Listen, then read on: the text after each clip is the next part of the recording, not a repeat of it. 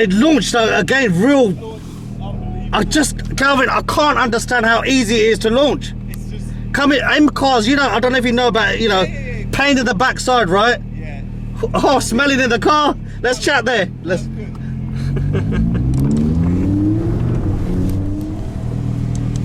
How did you go? We've done it. Did it? We've done it. Yeah.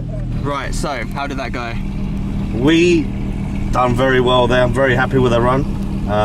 Could have launched a little bit better, but you know, it is what it is. The main thing is we won. Awesome. The R8 is doing really well. Talk about the R8 then. So what have you got?